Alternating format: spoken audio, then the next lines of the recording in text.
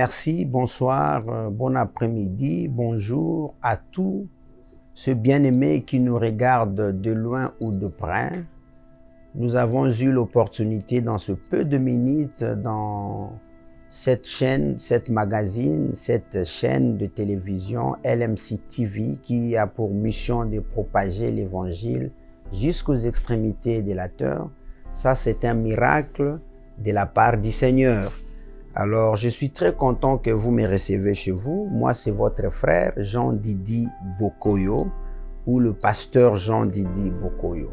Je viens rapidement rappeler à un enfant de quoi est-ce que la mort et la résurrection de Jésus nous affectent. Vous savez, le monde a été pollué par le péché suite à ce que Adam, notre ancêtre commun, avait fait. Mais le monde était dans la souffrance. Dieu a tenté par plusieurs manières pour que vous et moi nous soyons sauvés. Mais personne n'a pu relever les défis. Et raison pour laquelle Dieu, cette fois-ci, s'est substitué en lui-même, en Christ Jésus, passant par une femme qui n'a pas connu les hommes, afin de nous donner un fils. Et la Bible dit, celui qui a le fils a la vie. Donc je suis venu te dire, d'abord, cette petite intervention a trait par rapport au salut. Jésus nous rappelle dans Jean 3,16 qu'il a tellement aimé le monde qu'il a donné sa vie afin que tout celui qui croit ne périsse point, mais qu'il ait la vie éternelle. Donc tu as intérêt, toi qui m'attends, tu peux implorer l'argent, le mariage, les enfants, les voyages, le visa, tout ça sont mineurs, sont passagers. Mais la vie éternelle, c'est ce qui justifie la mort de Jésus à la croix.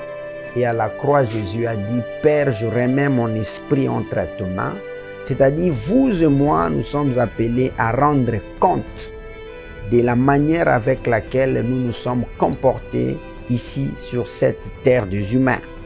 Alors Jésus dit encore dans Jean 10,10, j'aime cela, il dit, le voleur ne vient que pour égorger, détruire, faire des dégâts. Mais lui, il est venu pour que vous ayez la vie, mais la vie en abondance. Et il continue dans 3 Jean 16, dans 3 Jean 1 à 2, il dit, je souhaite que tu prospères à tous égards comme prospère l'état de ton âme. Voilà pourquoi je te rappelle, ami de Jésus, où que vous soyez, comprenez une chose. De la même manière, tu as un jour de naissance, tu fêtes des anniversaires, un jour tu seras appelé un homme mort ou une femme morte et tu seras obligé à rendre compte de la manière avec laquelle tu t'es comporté ici sur cette terre. Mais pour être sauvé, tu as intérêt à remettre ou à accepter Jésus, à se repentir. C'est alors que tout ce que tu en as besoin, l'Éternel va te donner. J'ai l'habitude d'appeler Dieu Jésus-Christ notre référence. Tu sais, si tu es fils d'un roi, tu n'as même pas à t'inquiéter parce que tout tu as. Nous venons de l'Afrique, nos présidents, leurs enfants, les membres de leur famille font de la folie parce qu'ils ont une parcelle d'autorité. Mais quand tu as Jésus, rien ne peut t'arriver. Parce que nous aimons de miracles. Tout tourne tout autour de Jésus. La Bible nous présente, pour chuter rapidement, dans Luc chapitre 7, je préfère le lire, il y avait une femme malheureuse qui avait perdu son mari, elle était veuve, et plus tard, son fils unique venait aussi de mourir. La veuve aujourd'hui, c'est celui qui n'a pas secours. Le fils unique, c'est la seule chose que tu as, la préférée là. Tu peux aussi la perdre. Ça peut être l'argent, une fiancée, des enfants, les comptes en banque, des relations, la réputation qu'on a sapée du matin, midi, soir. Mais un jour, cette femme a perdu cet enfant-là. On l'a aidé, ils ont bien pleuré. Et le moment était arrivé pour aller enterrer l'enfant. Peut-être ta situation a atteint un niveau où vous dites, je ne peux plus m'en sortir. Mais je te donne une voie de sortie. La voie de sortie, ça s'appelle Jésus. La Bible nous dit que de l'autre côté, c'était l'équipe qui allait enterrer et de l'autre côté, il y avait le cortège de la vie. Jésus, c'est la vie.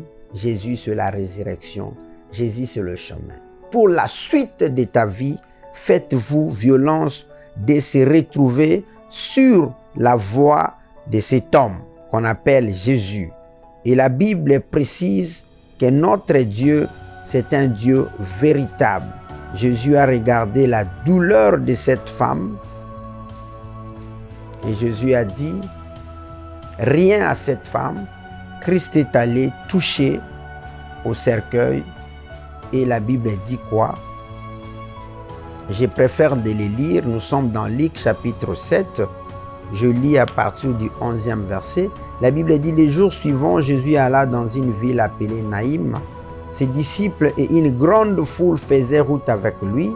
Lorsqu'il fut près de la porte de la ville, voici on portait en terre un mort, fils unique de sa mère, qui était veuve, et il y avait avec elle beaucoup de gens de la ville. Je t'informe que les gens là ne peuvent rien faire pour toi. Et le point 13, la Bible dit, le Seigneur l'ayant vu, fit ému de compassion pour elle et lui dit, ne pleure pas. Le message que je t'apporte, Christ ayant vu notre souffrance, ému de compassion, il a quitté le trône, il est descendu pour te donner la vie et la vie en abondance. La Bible dit, il s'approcha et toucha le cercueil. Ceux qui les portaient s'arrêtèrent. Il dit, jeune homme, je te l'ai dit, lève-toi. Il est mort, s'assit et s'est mis à parler. Jésus le rendit à sa mère. Bien-aimé, je suis venu te dire, seul Jésus est capable, a le moyen, tous azimuts, pour te remettre dans tes droits. Ici, c'est la compassion de Dieu. Et ce que vous devez faire, si vous n'avez pas encore reçu Jésus comme Seigneur et Sauveur, tu peux répéter cette prière. Dis, Seigneur, j'étais ignorant. Je me comportais selon moi, selon le baisse de ce monde, selon les lois de la nature. Mais j'ai compris que ta compassion t'a conduit à la croix. Ayez pitié de moi. Aide-moi à rentrer dans les droits chemins. Et ta parole dit, tu ne laisses jamais quelqu'un qui vient à ta rencontre comme ça. Je me donne à toi. Je me donne en toi. Aide-moi à ne plus vivre selon le passé, mais à vivre selon ta parole. Intervenez à ma situation comme l'autre fois c'était la veuve de Naïm. Dans le nom puissant de Jésus, je suis heureux d'être accepté par toi. Aidez-moi à tenir, peu importe les intempéries. Que Dieu bénisse la chaîne qui nous a fait faveur de passer. Et nous vous promettons qu'avec l'aide de Dieu, nous ne manquerons pas d'être là. Si tu as aimé, tu peux inviter d'autres. Tu peux t'abonner dans la chaîne et tu peux inviter d'autres à s'abonner. Jésus t'aime. Il est allé à la croix pour rencontrer ta difficulté. Et la difficulté de toutes les difficultés, c'était la mort. Mais l'aiguillon de la mort, Jésus l'a vaincu à Golgotha. Et il a fait de nous aussi de vainqueurs. Pour terminer, quelqu'un a chanté « Celui qui prend de la drogue vit aux dépens de la drogue. Mais celui qui est né de Jésus va vivre aux dépens de Christ. » Que la main de Dieu soit sur toi. C'était votre bien-aimé, le frère Jean-Didi Bokoyo. Je vous bénis et à la prochaine. Thank you. Bye bye.